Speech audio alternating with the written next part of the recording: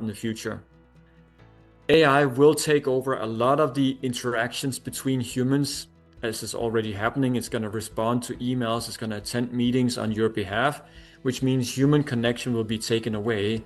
So what leaders need to do in the future is to focus on the human qualities. And this is what our research then looked at. What are the most essential human qualities for leading in the future?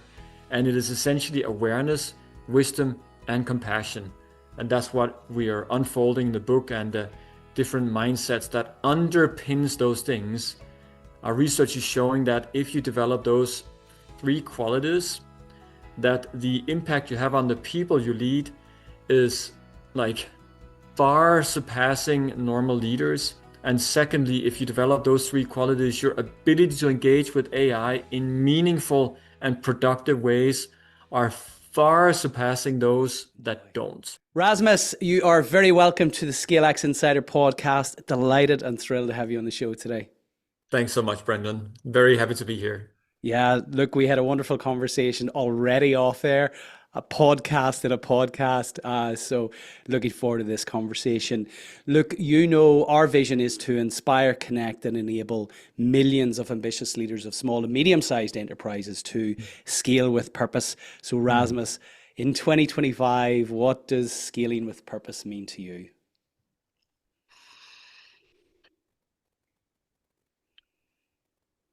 Two things: scaling with purpose, which doesn't have to be the same, but I'll take the purpose first, because purpose should always come first. I think first of all, the world just needs purpose now. Like in my lifetime, 51 years, never been as big crisis that we're seeing it now. So all people leading and living with purpose is going to be so important for the coming years and coming decades. And then I think it's very important that ambitious people like yourself and myself take that purpose and try to scale it. That's how I see it. The more people try to scale purpose, meaningful endeavors that has positive impact in the world, the better it is. And my own journey of scaling Potential Project, which is now a global leadership and research firm, has come with that simple purpose. We're here to create a more human world of work, and it's about scaling that purpose. So it really resonates deeply, deeply with me, because that's what I've been trying to do for the past 2 decades.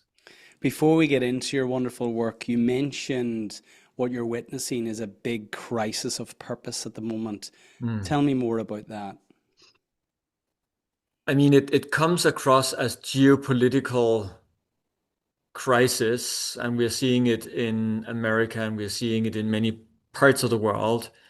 And what we're seeing now, I think, would a few decades ago had led to major protests. Let's just take America as one example. But people are simply pacified by mostly technology that has taken over so many areas of our life and is kind of hollowing out the human soul by feeding us stuff that we don't need, but that satisfies our hunger. And thereby we're pacified and don't take to the streets when we should. And that leads to a major, major purpose crisis where people don't stand up for what they really should and would if they woke up a little more.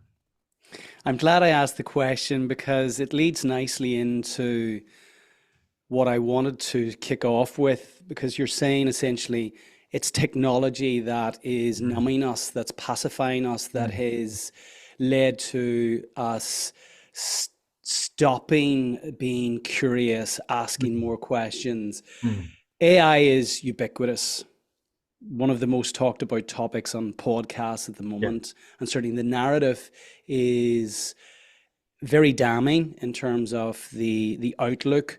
And the other narrative, where it is positive, it focuses typically on how we can do things more productively, how it enables us to do more. What struck me about your work is that you're focused on being rather than doing.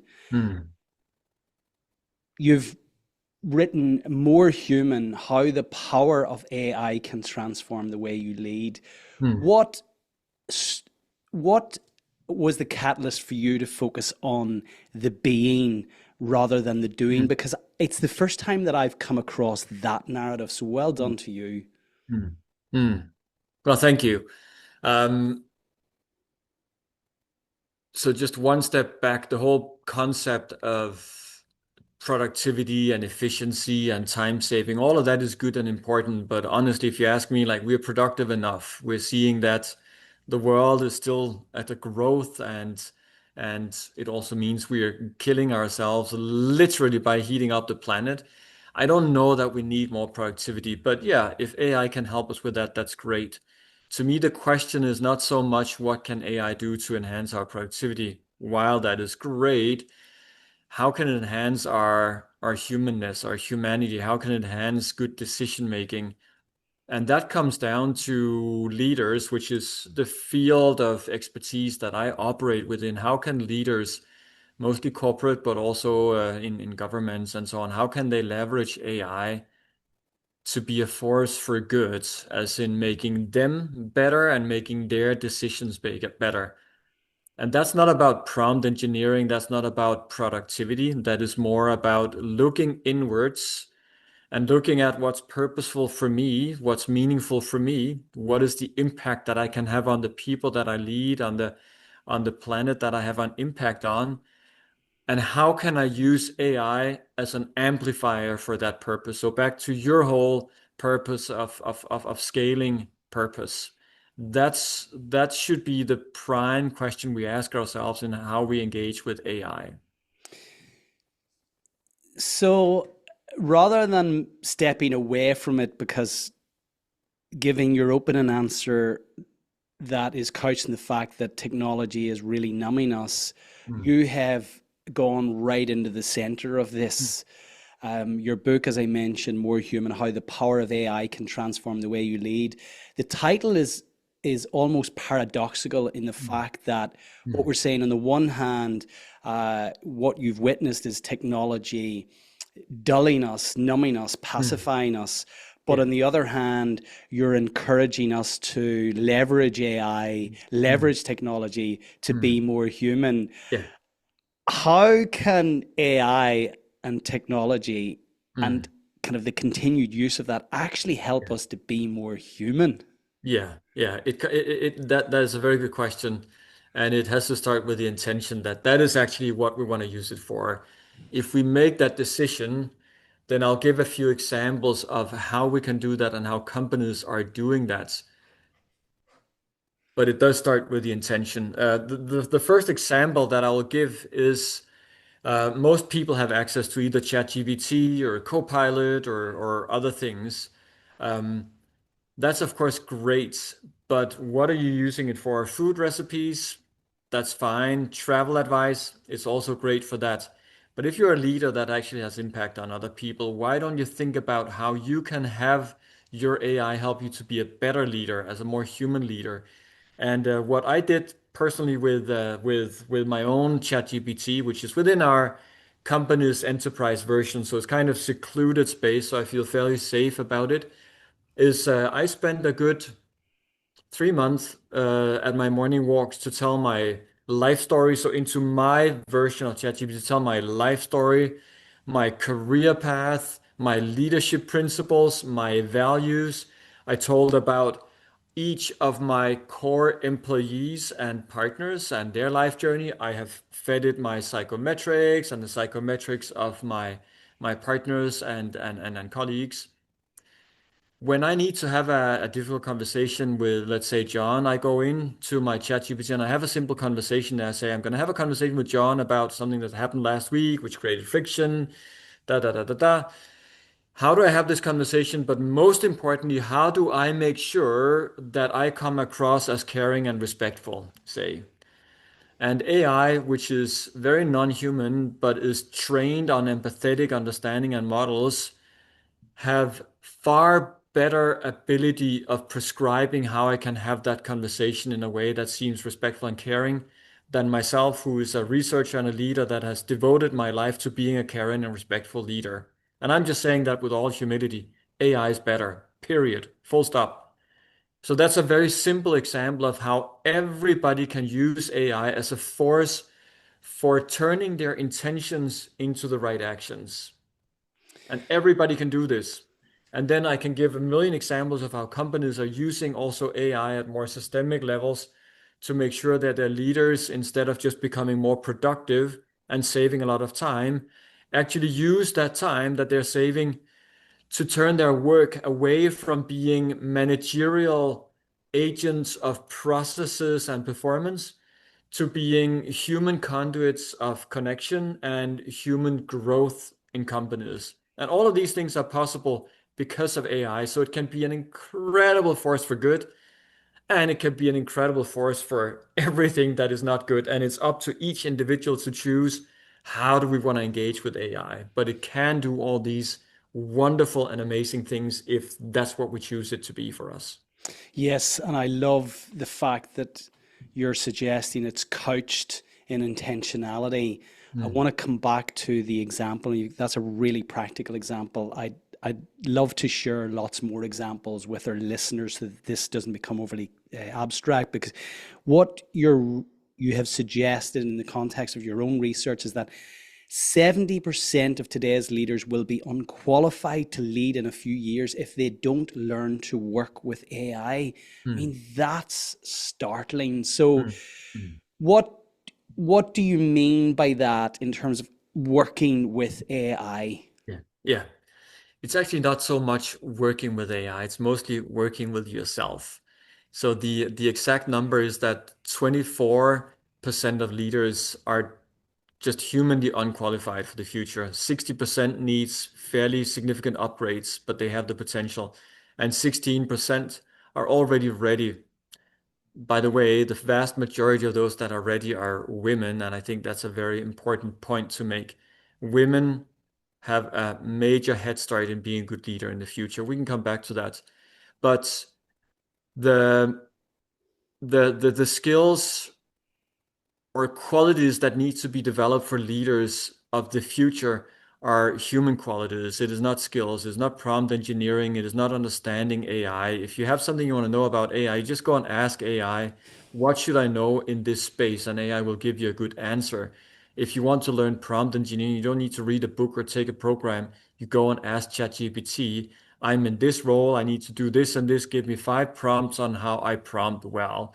Like, we don't need to think about these to train. These are just basic skills that are easy to obtain. That's not what leadership is about in the future. AI will take over a lot of the interactions between humans, as is already happening. It's going to respond to emails, it's going to attend meetings on your behalf, which means human connection will be taken away. So, what leaders need to do in the future is to focus on the human qualities. And this is what our research then looked at. What are the most essential human qualities for leading in the future? And it is essentially awareness, wisdom, and compassion. And that's what we are unfolding in the book, and the different mindsets that underpins those things. Our research is showing that if you develop those 3 qualities, that the impact you have on the people you lead is like far surpassing normal leaders. And secondly, if you develop those 3 qualities, your ability to engage with AI in meaningful and productive ways are far surpassing those that don't. So it's all about those 3 qualities, and that's human qualities that needs to be developed. My good friend Paul Doherty, the chief AI officer of Accenture, the biggest tech firm of the world, did a big study finding that basically 95% of the investments that companies have done in AI are failing. And he said it's like they're buying this high-end Ferrari only to realize that their people are simply not qualified to operate that kind of machinery. And again, it's not about prompt engineering, it's not about tech understanding.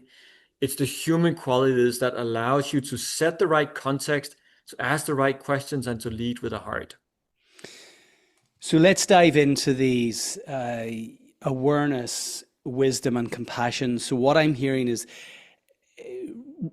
before AI ever became ubiquitous, these qualities were critically important in the context of actually being successful in scaling with purpose, to use our Yeah. language. Yeah. what is also inferred in that when you say 24% of people are humanly unqualified, I'm making the assumption that what you mean by that is they lack awareness, Yeah. they lack wisdom, Yeah.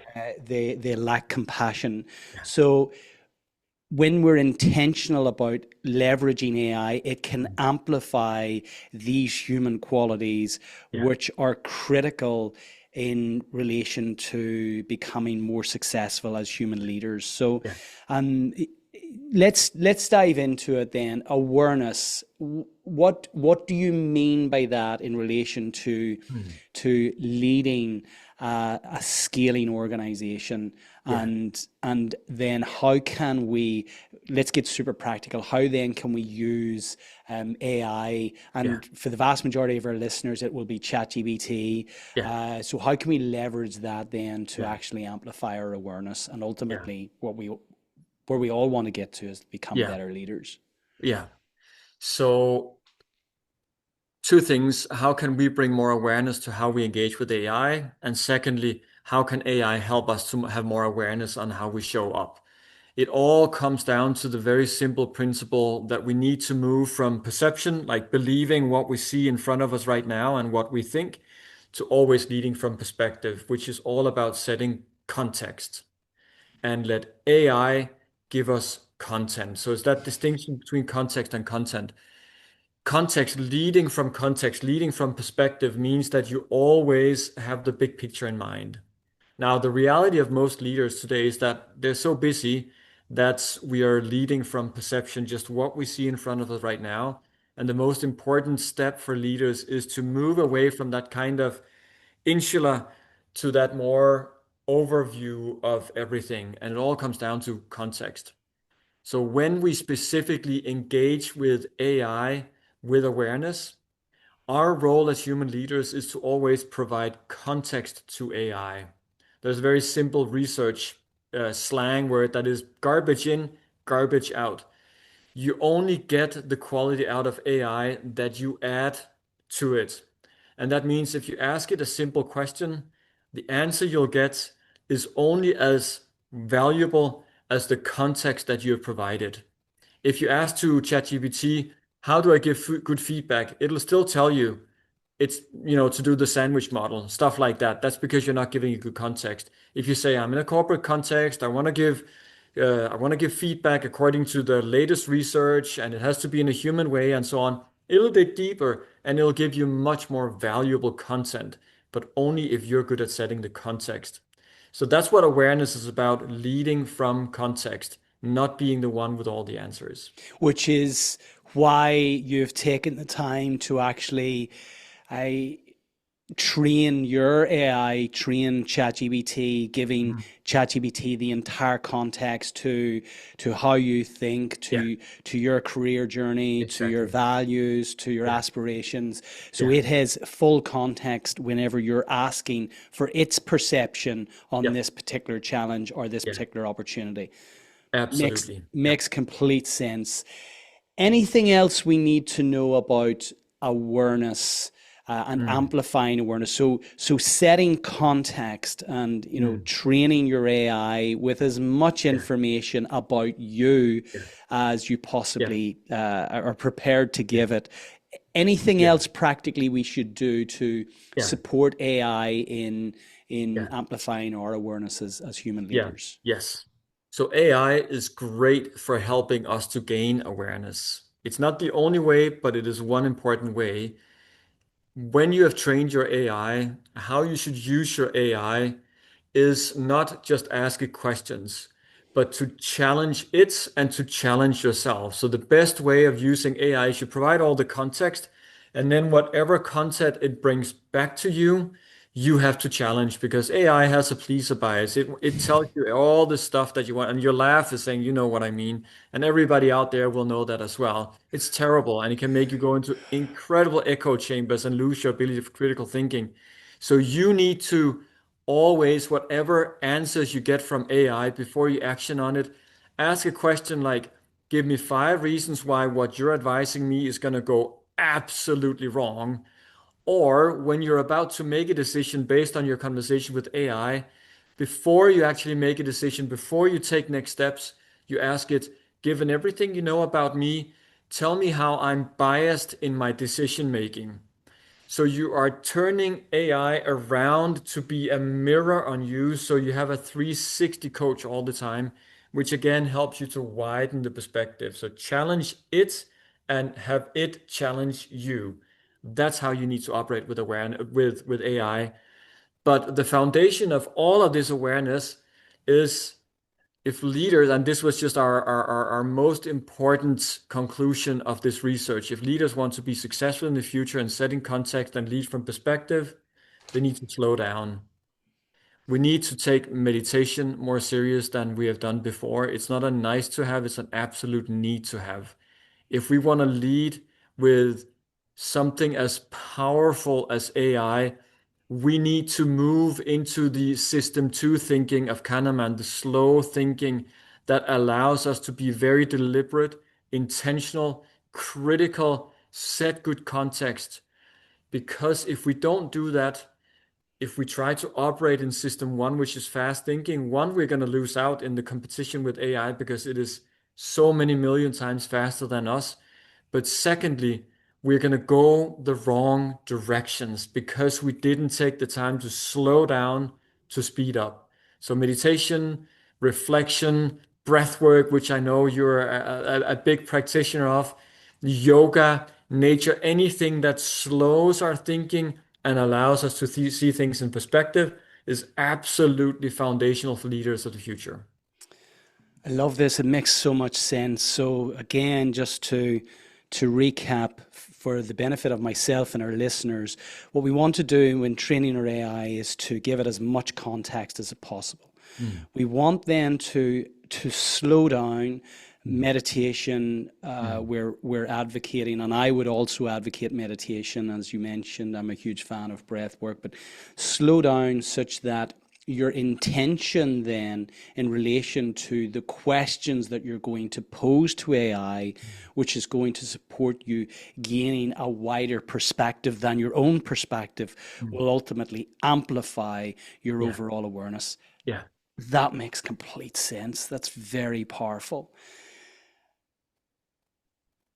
Okay, moving on to wisdom then. And it seems to me when you talked about the geopolitical situation at the moment, we're certainly lacking wisdom in our leadership right now. More than ever, I feel we need to amplify wisdom in the leaders that we're speaking to who are leading businesses, because I firmly believe businesses, and especially those SME businesses, can change the world. They can be a force for good. So tell me about wisdom. Yeah, wisdom, as we define it very simply, is about understanding reality as it is and not fall prey to the classic human biases of seeing what was yesterday or last week, last month, last year, which we have a very strong bias to because neurologically, when we experience something for the first time, the brain creates a snapshot of that. And when we see it again, that is what we see. We don't see what's in front of us. Or we fall prey to the bias of wanting reality to be like we would like it to be, which it most often is not. Those two biases doesn't allow us to see things as they are. And if we can't see things as they are, we can't make good decisions. As a business leader, if we see what was yesterday or what we'd like to see, we don't see what is in front of us. We don't see the threats. We don't see the opportunities. And therefore, we won't be able to make good decisions. So seeing reality as it is comes down to the simple ability of a beginner's mind, like that curiosity, that incredible ability of opening our eyes every morning and seeing things a little bit afresh. How do we do that? We do that by not being the expert in the room, but being the beginner, being the one that has the curiosity to ask questions. So wisdom all comes down to asking questions and let AI deliver answers. Of course, the better our questions are, the more right context they have, the better the answers will be. So wisdom is about seeing reality as it is with a beginner's mind, which we do by asking questions. So the future leader is not the one that's sitting and being the expert in the room, but rather the one that is an expert in writing, in asking deep, thoughtful questions. This sparked a thought. We had the wonderful Michael Gelb, who is the author of 18 books now. His most famous is Thinking Like Leonardo da Vinci. He spent years studying the works and the remaining manuscripts of Leonardo da Vinci, of which there's 7,000. And in that work, he came to his intention was to answer the question, what is Leonardo trying to teach us? What does he want us to know? And he discerned that there were 7 principles in the work of Leonardo da Vinci. The very first principle is the principle of curiosita, so being curious. And he has this practical exercise that he encourages all leaders to do, to write out 100 questions. And he said the first 50 will be all of the material stuff, likely. He said then, the next 20 you'll get a little bit deeper. He said by the time you get to kind of the remaining 10, 20, then you're getting into the gold. Is there anything you would encourage to support leaders in asking better questions, Rasmus, or do we ask AI? You know, you gave the answer. Asking AI how to ask good questions is a very wise way of learning to ask good questions. Um, and then I think it's also, as you say, it's not about just asking one question, but when you have asked one question, you get the answer. Question that answer and like go deeper and deeper, like Leonardo da Vinci, like go deeper and deeper and deeper. And as you go into that process of constantly questioning and going deeper, you start to get that deeper and broader perspective of things that allows you to see reality as it is and thereby make the most informed and wise decisions. Anything else we should know or share with our leaders in terms of leveraging AI to become wiser, more human-centric leaders? Again, use AI to help you to become more wise. Anything you're unsure about and anything we talk about here, go and ask your AI. I love that the default to becoming more human is to ask the technology. Um, Compassion, the Yeah. third quality, the third characteristic of successful leaders. Again, how do we become more compassionate by leveraging AI? How do we Yeah. amplify our compassion? Yeah. That's probably the one that most people are like, huh? How does that hang together? Um, First of all, let me just define compassion because many people think it's the same as empathy, which it is not. In short, compassion is to, especially in leadership, is to do hard things in a human way. And leadership is all about doing hard things. We tell people what to do, we restructure, we fire people, we give tough feedback. All those are hard, and that's our role as leader. That's what we're paid for. Doing that in a human way is good leadership. Many people think that either I need to be hard and get stuff done, or I need to be human and be liked. But those two have to go together. So compassion is about hard things in a human way. Empathy, very, very important, is when we see someone who suffers, we sit down and we basically feel what they feel. That's empathy. If we add action to that, we step into compassion. So compassion in leadership is around having an intention that the work you do and the engagement you have with people is for the greater good, ultimately, the greater good and for the betterment of the ones that you meet. So a compassionate leader is one that before he or she goes into a meeting with someone or with people, you set the intention that by means of this meeting, may the people that I'm meeting with progress in their, growth and career and so on. And I'm going to be an agent for that. One, it's really smart because then people will grow. Two, it's smart because they will, one, appreciate you, and two, you can work less because they will be smarter and work more. So it's a really, really wise way of leading. When you have that intent, that's great. But we humans are imperfect. We have biases and we have emotions that we bring to bear. And when we're going to be having a difficult conversation with someone, as an example, we may come across too blunt, we may sugarcoat it, we may beat around the bush. There are so many imperfections in our ability of communicate something important. Using AI to alter our intentions into the right actions is a very, very, very powerful way of living your life. So before you have a difficult or important conversation or meeting, again, you go to AI and you say, I'm going to have this meeting. This is the context. These are the people. This is what's going to be difficult.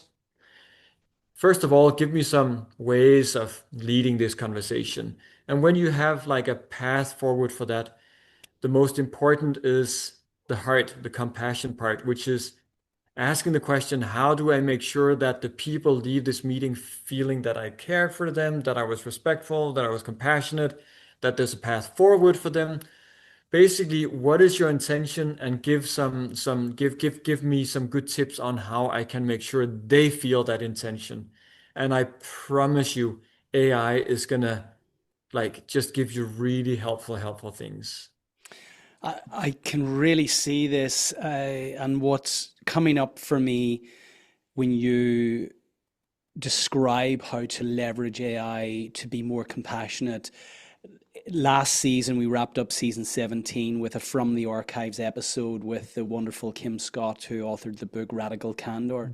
And what I'm hearing you say, Rasmus, is that we could prompt our AI with how can we show up as better leaders. We've got this challenging conversation coming up.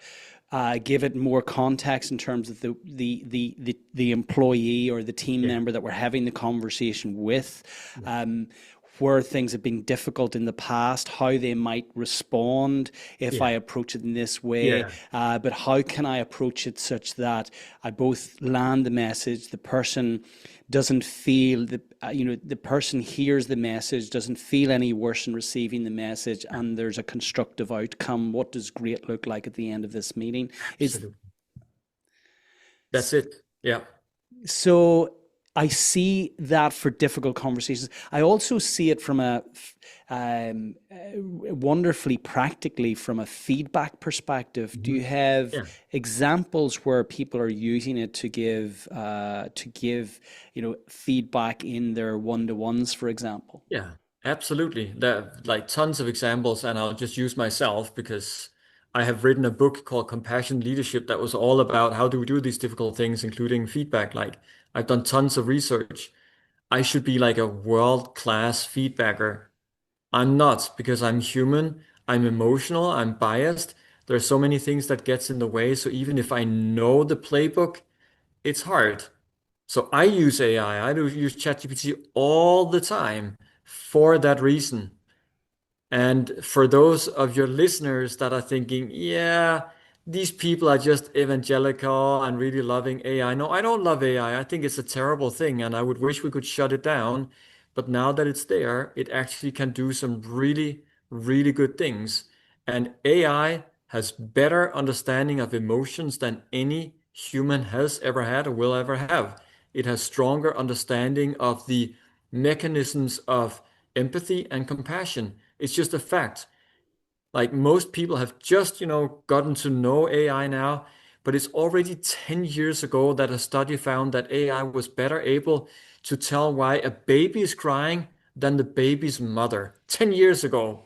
And everything has accelerated since then. AI is incredible in these things. And again, I'm not a big fan of AI. I think it's a terrible thing, but it can do many, many good things for us. This is one of them. I have to say it's inspiring that you haven't taken the stance of kind of lobbying against AI. You've accepted that it's here, and I think acceptance is the really the first way to be to embrace any change. So you've accepted that it's here, and rather than rallying against it, you go, okay, well, how do I leverage it in the context of enabling my purpose, my vision, because it's not going away. Something that strikes me here is if we're using AI to to be more compassionate, to be more empathetic. Is there a risk here that we become less authentic? And I've interviewed many leaders in this podcast who share the importance of being authentic as a critical aspect of human-centric leadership. So what's your opinion on us kind of morphing into these kind of leaders that are more inauthentic? Yeah, you have to be true to who you are and what you believe in. You can never ever rely on the answers that AI give you. One, it will make you come across inauthentic. Two, it will make you cognitively lazy and basically help, like you'll lose your ability of critical thinking. So yes, get inspiration from AI just like you would get inspiration from a coach, from a good friend, from a colleague, but don't take anybody's words for good, also not AI. Be yourself, only be inspired. Yeah. What are the other risks here? Because again, something that you mentioned at the outset is the risk of lost connection. And you know, we both have three kids, albeit young adults, but you know, we've watched our kids just be numbed out as they scroll. You know, when you're trying to connect, they've gone down the rabbit hole of Instagram or Snapchat or whatever that may be. Is there a risk here that in trying to forge stronger connections, we actually lose connection? Yeah, very much so, very much so. I think all technology comes with promises of doing all kinds of wonderful things, which they do. But we don't ask what AI can do to us, but more what it can do for us. But what it can do to us is a lot of bad things. One of them being, as I mentioned a few times, decision delegation. We rely on AI to make good decisions for us, and we just take what it says and then we put that forward. We're numbing our brain, we're just losing our ability of rational thinking. Uh, Secondly, it can put us into echo chambers because it's just repeating what we want to hear. But the biggest one is the one you're talking about, the lost connection. AI is incredibly empathetic and can be wonderful to talk to if you allow the speech version. And our good partners at Harvard did a study just a few months ago asking leaders around the world what they most use AI for, and the number one is actually for therapy and intimacy. So that means we're starting to turn to an AI bot for having the deeper conversations instead of turning to our spouse or a partner, our kids, our colleagues, our friends. And why? Because AI doesn't judge. AI is always there for us.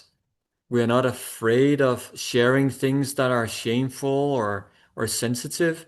So it's easy, but it comes with the erosion of human connection. So I'm very, very concerned about that.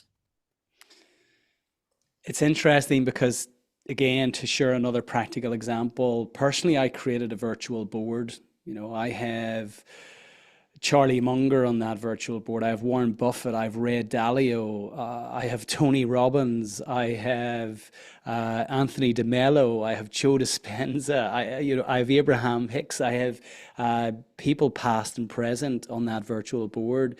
And as you mentioned, there is this pleaser mentality. I have Stephen Covey on there, and Stephen is always championing and cheerleading everything that I'm doing, which is wonderful to have him in your corner. And but I do find that it's my default whenever I'm facing something challenging. Again, what I'm hearing will be intentional. Understand that this is simply inspiration, but don't delegate the decision to your virtual board. Ultimately, this is simply technology. Yeah. But what other examples have you seen that are now part and parcel of how you lead a global consultancy, Rasmus. What can you share with our listeners now practical examples to make sure that they don't fall into this 24% of being humanly unqualified? Yeah. How do we move our listeners into the top percentage? Yeah. Yeah. The two things that you need to be focusing on, one is how you engage with AI. So all of the things I've talked about here, how you challenge it, how you train it, how you help it to challenge you. That's the one thing. The other one is the inner human development that will give the ability of slowing down to speed up your career. And as I talked about, meditation, contemplation, breath work, anything that allows you to see things more in perspective, to ask the right questions, to lead with the heart. Any practice that you may have, religious, spiritual, or not, doesn't matter. Any practice that can help you to slow down and see things in perspective so that you can hit the ground running every day. That's going to be the core thing that's going to distinguish those that will make it and be very successful, and those that won't. It's just that simple. Staying on the mind for a moment before we move into the close, because I absolutely love your first book. For those who are listening, you won't be able to see me hold up The Mind of the Leader, How to Lead Yourself, Your People, and Your Organization for Extraordinary Results. You've mentioned meditation now a couple of times, which interestingly, it's the go-to practice of my virtual board member, Mr. Ray Dalio. For those listening to this and feeling that this is all a little bit abstract, I'm trying to lead a business. I'm Yeah. faced with macro challenges, Yeah. geopolitical challenges. I'm struggling with team members, trying to win new business. Yeah. Where does meditation fit in Yeah. to all of that? Yeah. Yeah.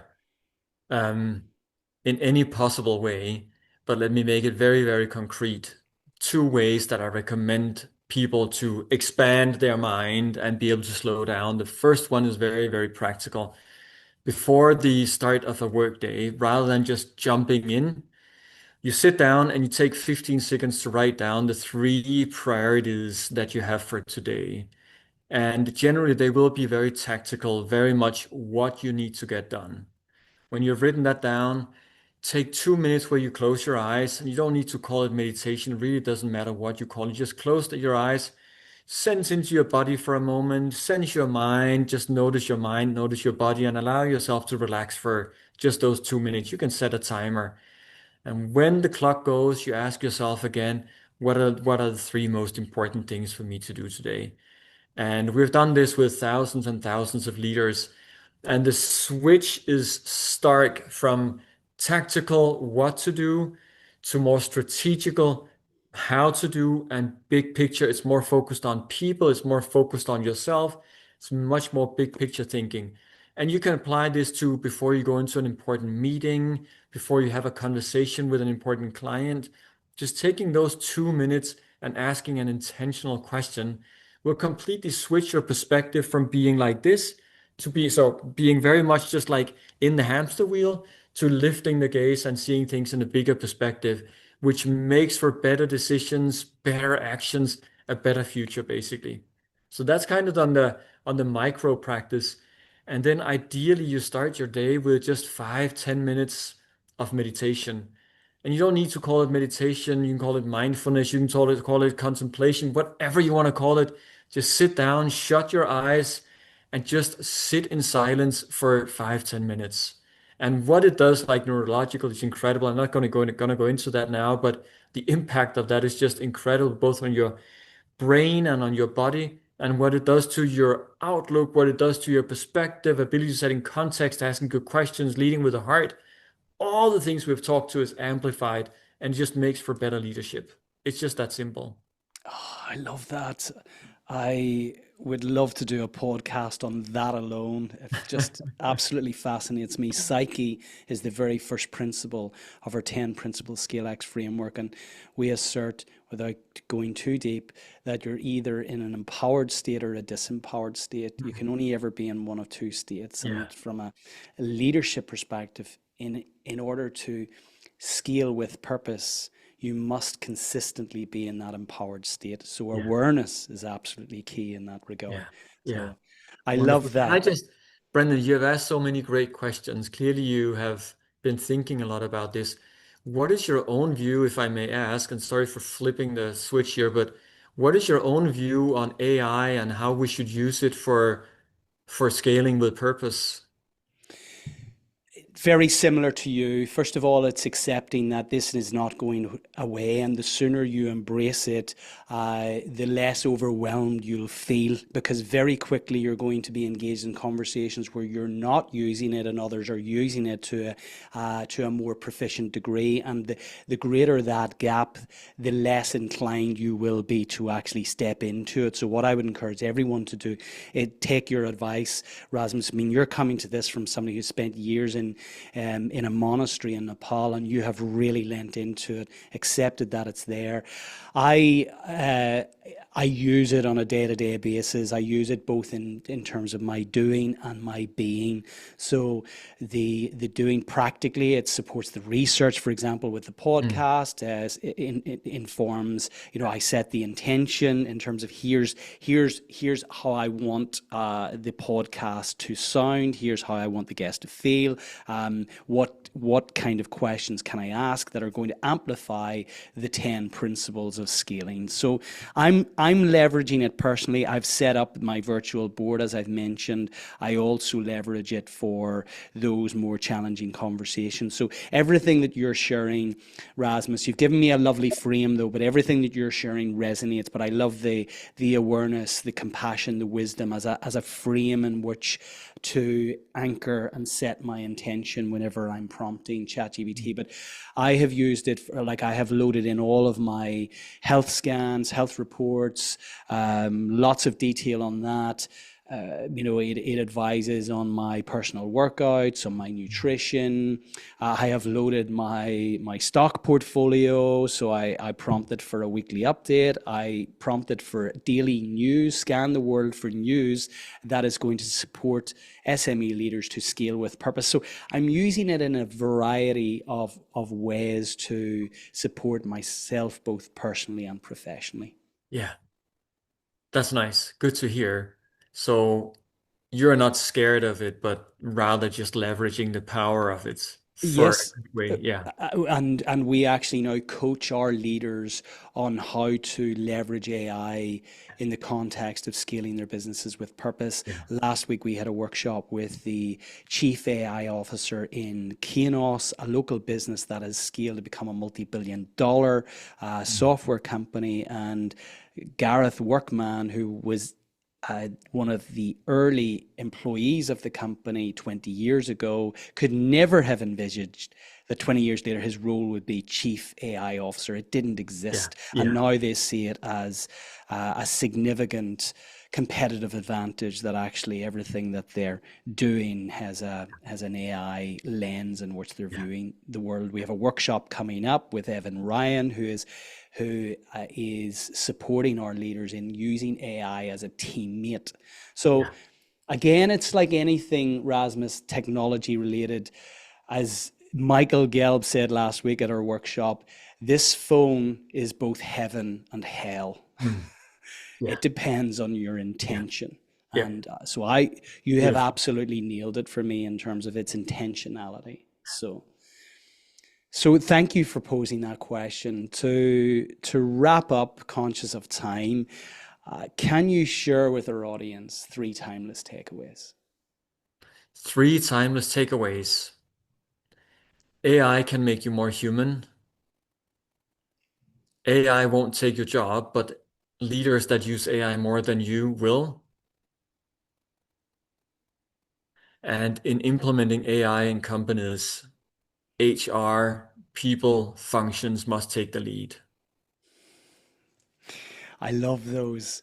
Rasmus, I have absolutely loved this conversation. It has gone all too quickly. I know you have another meeting to go to, but before you go, for people who want to find out more about you, who are fascinated by this conversation, who want to know more about your work, where best to connect with you? probably best to go to our company website, potentialproject.com, and go to the research section where we publish all our research. That's very simple infographics. Every 3 months, we come out with a new study that is very easy to understand. That's probably the best way. And if you want to be prompted to these, LinkedIn is a good place to connect with me, and then you'll get prompts as well. Well, look, I want to thank you for dedicating years of your time and energy on this planet to actually bring such wonderful wisdom and knowledge and expertise to our listeners so that we can leverage this incredible technology to ultimately scale with purpose. I wish you every success in everything you're doing. I wish you continued success with your new book. This is a book that needs to be read by leaders, and I just love what you're doing, Rasmus. I look forward to staying in touch. Take care. Thanks so much, Brendan. Really appreciate it. Thank you, everybody.